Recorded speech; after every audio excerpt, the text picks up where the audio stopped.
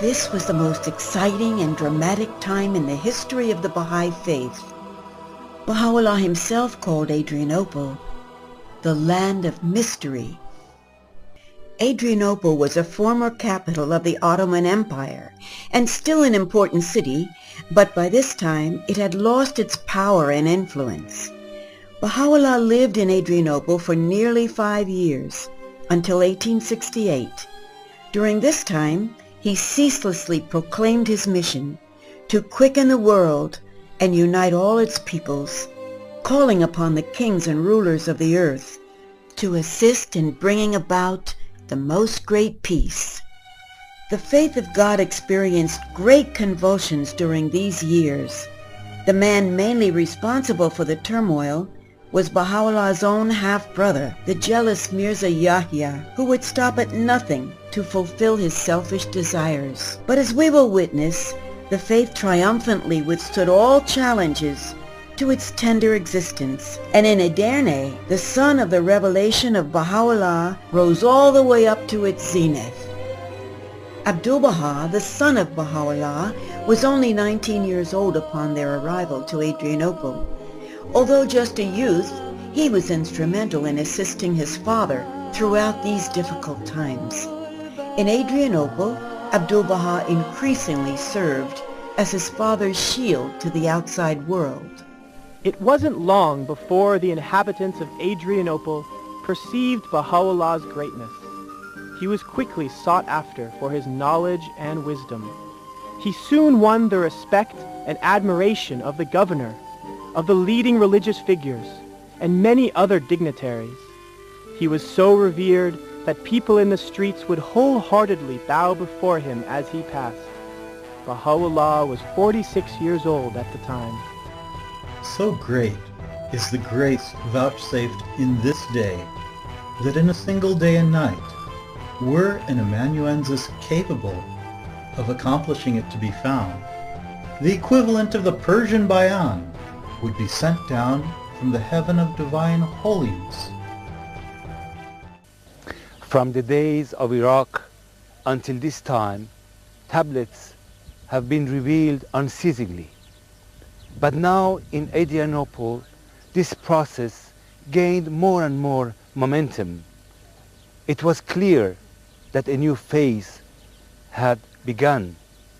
Baha'u'llah was openly declaring his station as the supreme manifestation of God. During this period, those who were unfaithful to Baha'u'llah rallied around Mirza Yahya, or Izal, whose station as nominee of the Bab confused many of the believers. While most of them who met Yahya became aware that he was nothing more than a mere figurehead designed to take away the focus of attention on Baha'u'llah, yet the controversy surrounding his position continued. Now the very jealous Mirza Yahya decided he would take leadership of the community, that the people would follow him and turn to him for spiritual enlightenment and guidance. Sayyid Muhammad Isfahani was well aware of Mirza Yahya's weaknesses in intelligence and character. He had the ability to influence Mirza Yahya and many others to commit evil deeds against Baha'u'llah. Within the first 7 months of their arrival, they changed homes 4 times due to inadequate accommodation. They also lacked suitable clothing, and the year was marked by great suffering. When Baha'u'llah and his family first arrived in Adrianople, they stayed for 3 nights in a 2-story caravanserai. A caravanserai was a kind of large inn used to accommodate travelers in the Middle East. And this particular caravanserai is from the time of Baha'u'llah.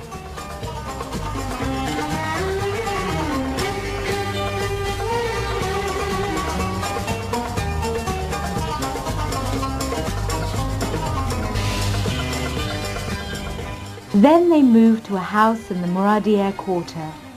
The first house Baha'u'llah lived in was too small for 11 people and infested with vermin. So they moved to another house in the same area that was bigger. Unfortunately, neither house still exists. One of them stood just next to the mosque.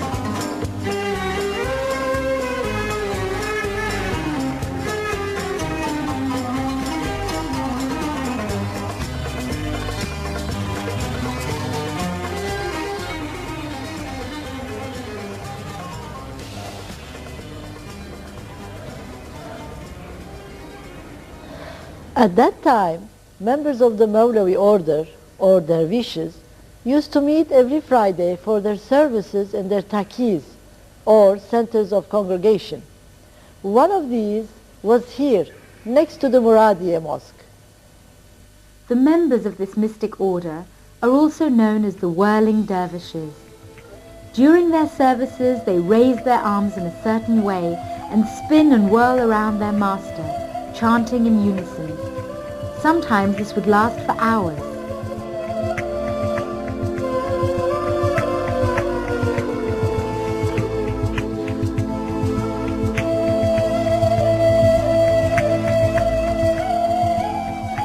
The interior of this mosque looks much like it did during the time of Baha'u'llah. Martha Root, who the beloved guardian regarded as the foremost hand of the cause of God and the very model of a Baha'i travel teacher, visited Adrianople in 1933 along with Marian Jack in an attempt to trace Baha'u'llah's journey. Here's how she described this mosque. I went into the mosque. It is a beautiful interior, high and lofty, with the blue faience of various hues, from the delicate Chinese green-blue of the east to the deep, rich Sevres blue of the west. It is marvelously colorful, although now it is more than 500 years old. Quotations from the Holy Quran illumined the walls. All colors were soft and harmonious. Such rich old tones are seldom seen in our modern churches. Kneeling with forehead to the rugs in this memorable mosque, I felt with a throb of wonder how far Baha'u'llah had come to meet our Western world.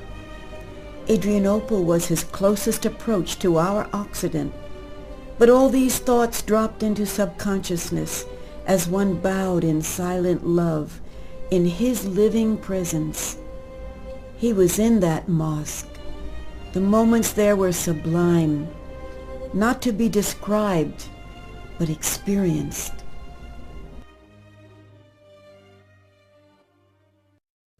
Baha'u'llah lived 6 months in the Muradiya quarter. Then he and his family moved to the house of Amrullah.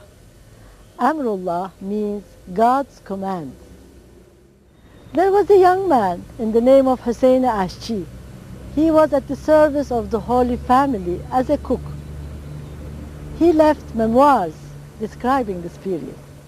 The house was very large and magnificent.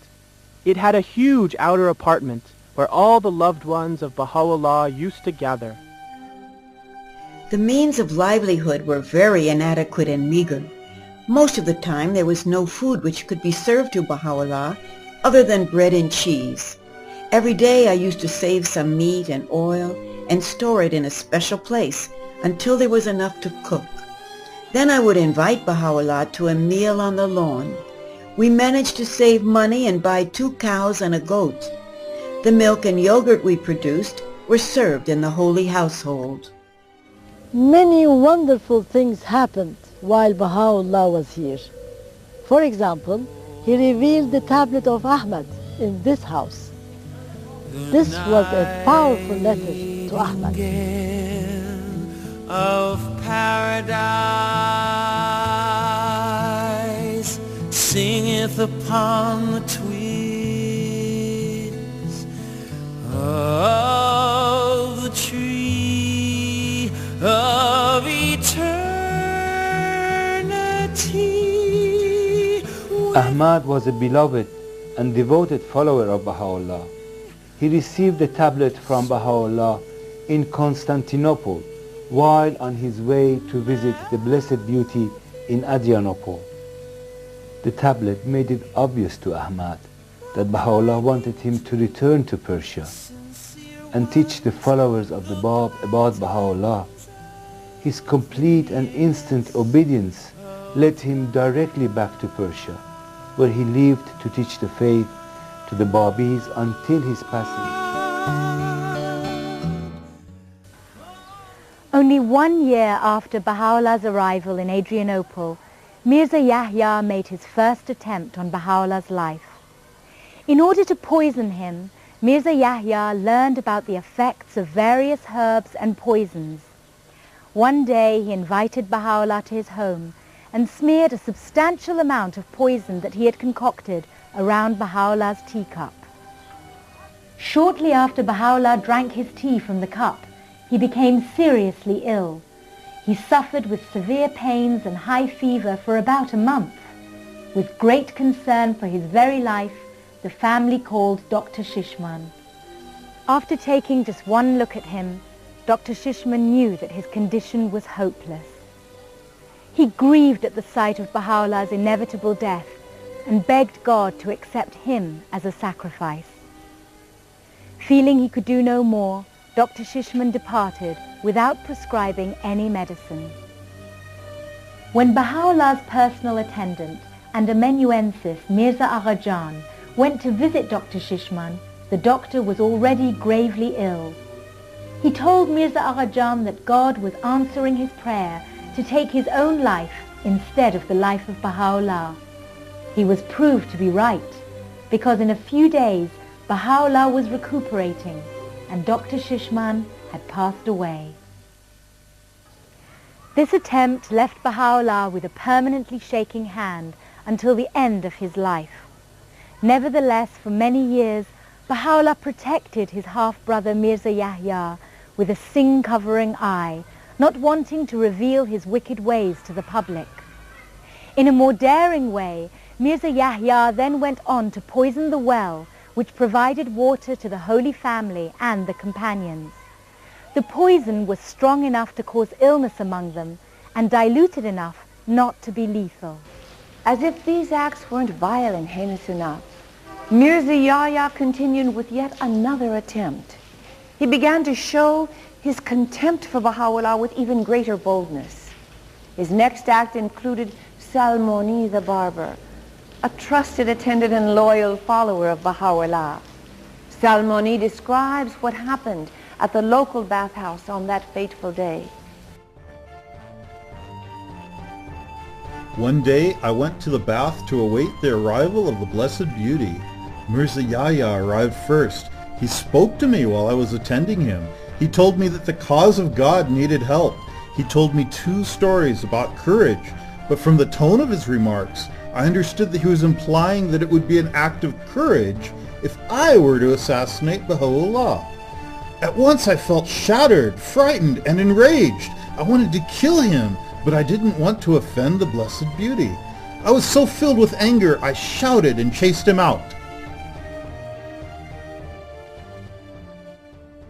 Both Baha'u'llah and Abdu'l-Baha advised Salmani that he should not mention this incident to anyone. However, his rage was so overwhelming that he couldn't keep the incident to himself. Soon the news spread and caused much fear and anguish in the hearts of the believers. After the incident in the bathhouse with Salmani, Baha'u'llah decided it was time to formally announce to Mirza Yahya his claim and his mission, even though Mirza Yahya was fully aware of the declaration of Baha'u'llah in the Garden of Rezvan before he left Baghdad. This formal announcement would leave no excuse to misinterpret the issue. Baha'u'llah revealed a tablet, the Surah Amma, Surah of Command, in which he clearly states his claim and his mission as a manifestation of God.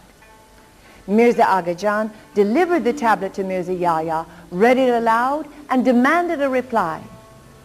The defiance of Mirza Yahya rose to even greater heights.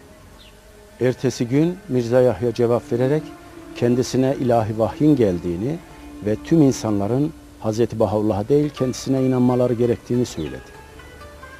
Böyle bir boş ve hoşalmayan iddia karşısında Hz. Baha'u'llah ve kutsal aileleri 10 Mart 1866 tarihinde buraya Rıza Bey'in evine yerleştiler.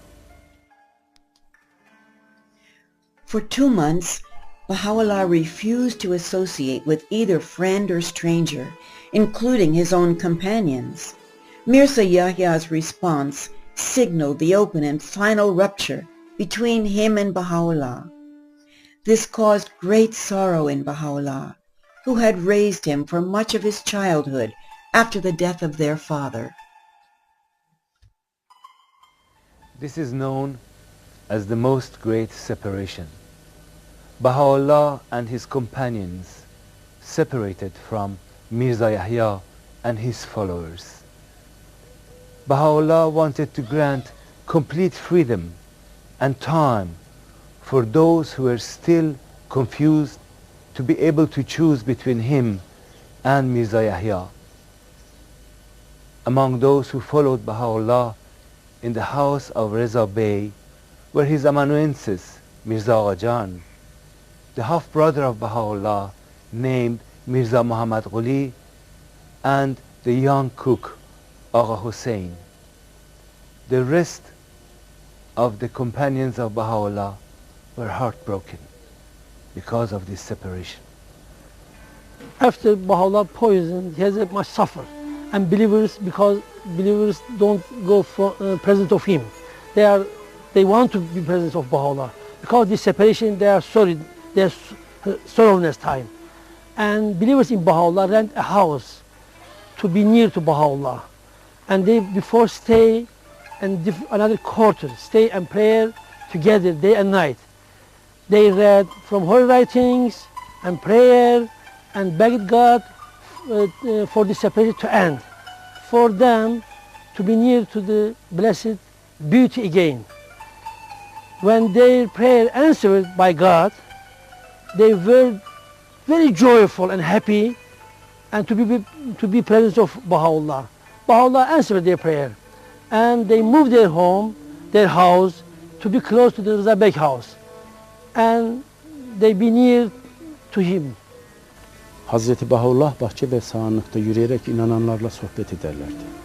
Rıza Bey'in evinde bulundukları süre zarfında nazil olan ayetlerin çokluğu karşısında Mirza Acan ve Hazreti Baha'u'llah'ın oğulları levihleri gece gündüz yazarak kopyalamakla meşgullerdi. Edirne'de inananların çoğu Hazreti Baha'u'llah'a büyük bir sadakatla bağlıydılar. Sadece çok az kişi Mirza Yahya'yı destekliyorlardı.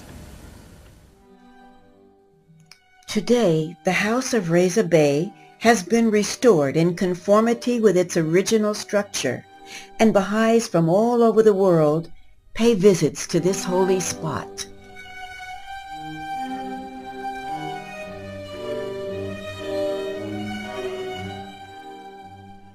Pilgrims come here in a spirit of love and reverence to pray.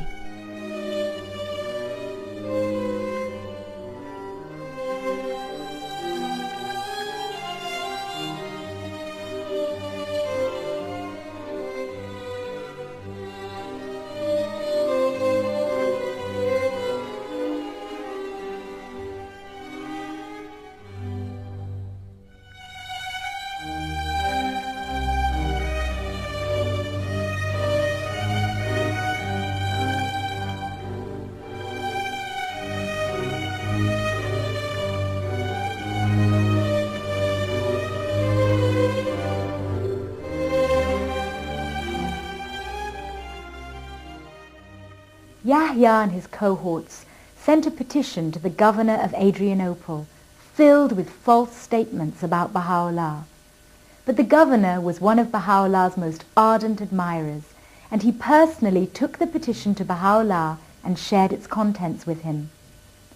The letter stated that Yahya was not receiving his share of the allowance allotted to the exiles. He had even sent one of his wives to the governor to complain that their allowance had been cut off by Baha'u'llah and that their children were on the brink of starvation. The truth was very different. For although Yahya had tried to take Baha'u'llah's life, he ensured that Yahya received his share of the allowance, while Baha'u'llah himself, as a result of these events, would eventually refuse to draw from it. These accusations spread far and wide, reaching Constantinople.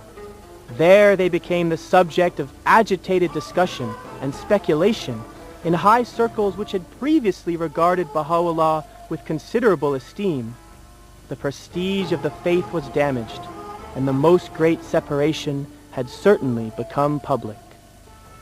Eventually, Baha'u'llah moved to the house of Izzeta. It is in the same area as the house of Rizabik. It was a large house with spacious rooms.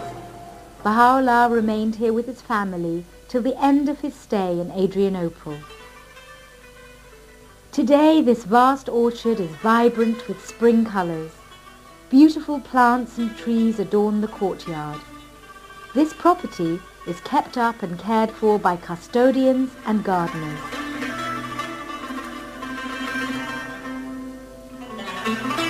From here there was an inspirational view of the river and the southern orchards of the city.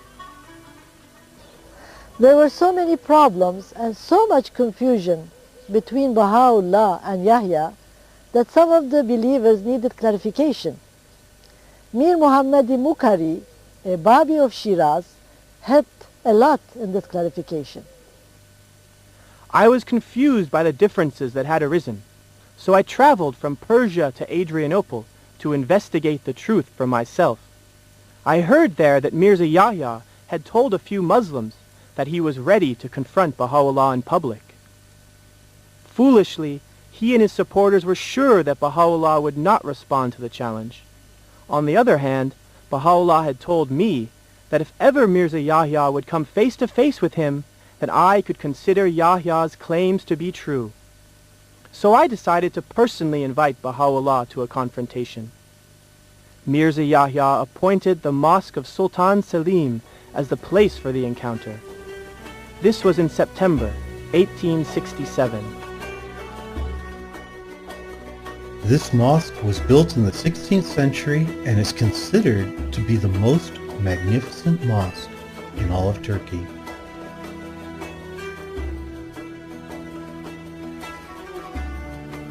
It was built by Sinan, the great Turkish architect.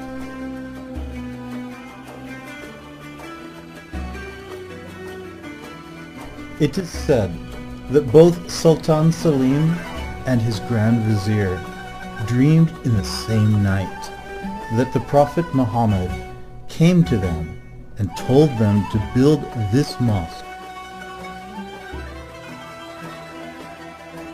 Immediately, the Sultan instructed the architect Sinan, who was 80 years old at the time, to build the mosque.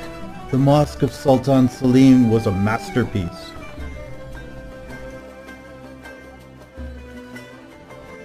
The news and date of the confrontation between Baha'u'llah and Yahya became known among the Muslims, Christians, and Jews of the city.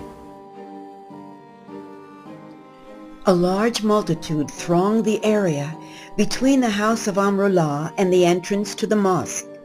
As Baha'u'llah passed through the crowd, people showed great reverence, greeting him and opening the way for him to pass. Many of them prostrated themselves at his feet and kissed them. Baha'u'llah greeted the crowd by raising his hands and expressing his good wishes. Again, Mir Muhammad Mukhari is an eyewitness. I had the honor of accompanying the Blessed Beauty. As he walked through the streets and markets, he uttered verses in a voice and manner that astonished those who witnessed him. O Muhammad, he who is the Spirit hath verily issued forth from his habitation, and with him have come forth the souls of God's chosen ones and the realities of his messengers. Behold then the dwellers of the realms on high above mine head, and all the testimonies of the prophets in my grasp. They were all the divines, all the wise men, all the kings and rulers on earth to gather together, I, in very truth, would confront them, and would proclaim the verses of God, the Sovereign, the Almighty, the All-Wise. When Baha'u'llah entered this mosque, the preacher who was delivering the Friday sermon forgot his words and became speechless in the presence of the Blessed Beauty. Baha'u'llah went forward, seated himself, and then gave the preacher permission to continue. Mirza Yahya never showed up. He had feigned illness and asked for the meeting to be postponed.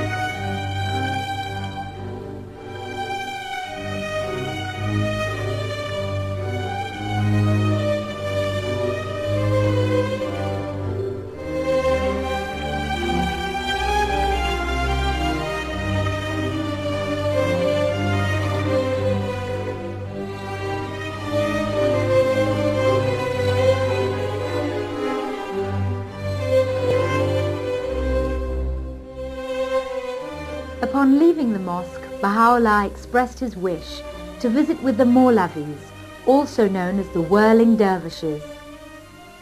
He was accompanied by the governor of Adrianople and other dignitaries, together with the divines. As soon as the dervishes saw Baha'u'llah, they immediately stopped their circling and chanting. They lowered their eyes and bowed to show their respect for him. When Baha'u'llah returned home that day, he revealed a tablet recounting what had happened. In that tablet, he fixed another meeting with Mirza Yahya. He sealed it with his special seal and entrusted it into the hands of Nabil, his faithful follower and historian, instructing him to deliver it to Sayyid Muhammad. It was stipulated to demand from Sayyid Muhammad that before delivering the tablet he would have to obtain from Yahya a sealed note pledging him, should he not appear again at the appointed meeting place, to state in writing that his claims were false. Nabil waited for 3 days. The Sayyid never appeared to produce that note. Neither did he send it. 23 years later, Nabil in his historic chronicle affirms that the undelivered tablet was still in his possession, with the seal of the ancient beauty adorning it. Yahya's dramatic fall was accompanied by an unprecedented outpouring of revelation by Baha'u'llah. Now he arose with matchless power to proclaim his mission to the world.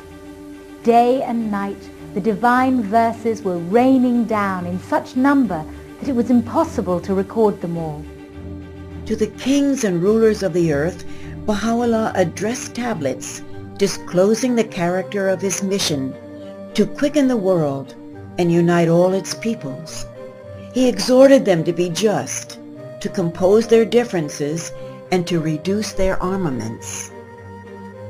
O kings of the earth, he who is the sovereign Lord of all is come. This is a revelation to which whatever ye possess can never be compared, could ye but know it.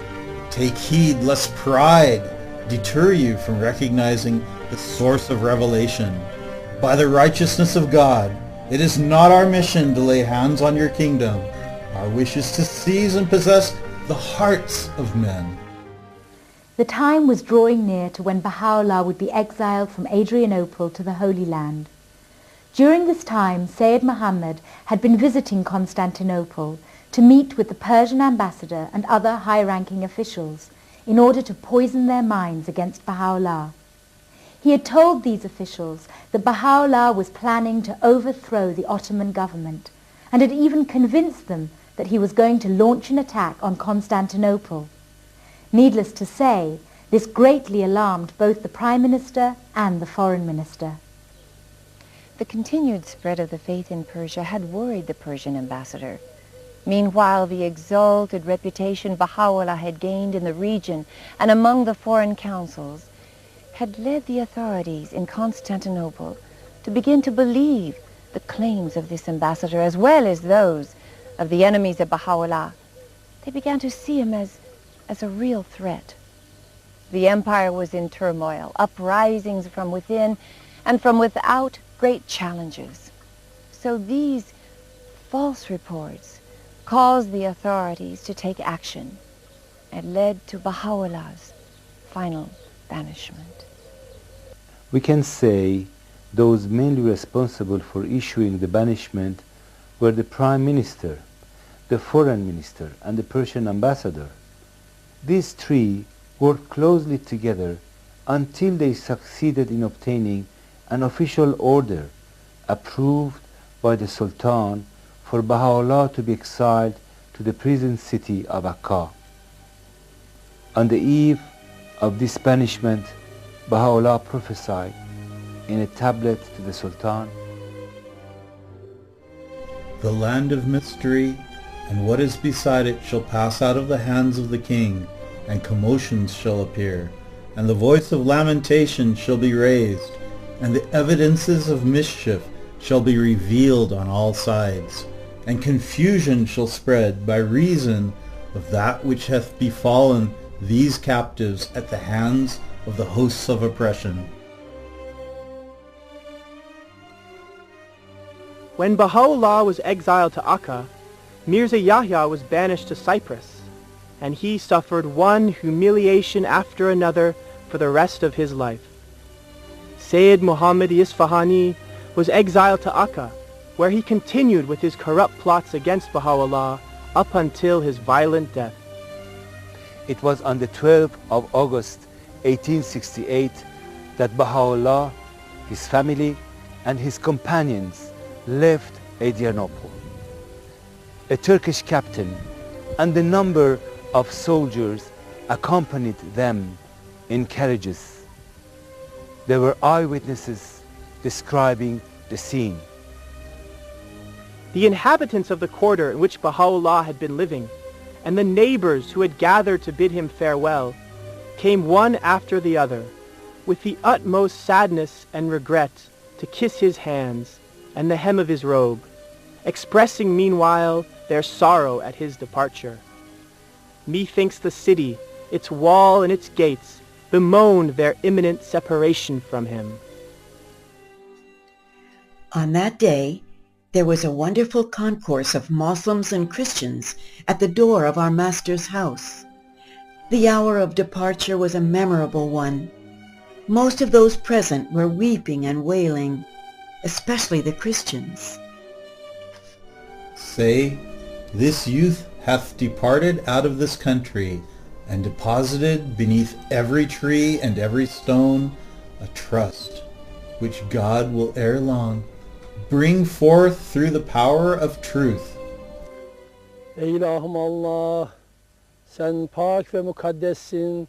İsterim ki bütün dilimle seni çağırayım, dilimin döndüğü kadar sana yalvarayım, bütün kalbimle seni anayım, bütün ağzımla sana şükredeyim, bütün yüzümle sana secde edeyim, bütün gözümle seni göreyim, bütün ruhumla seni seveyim.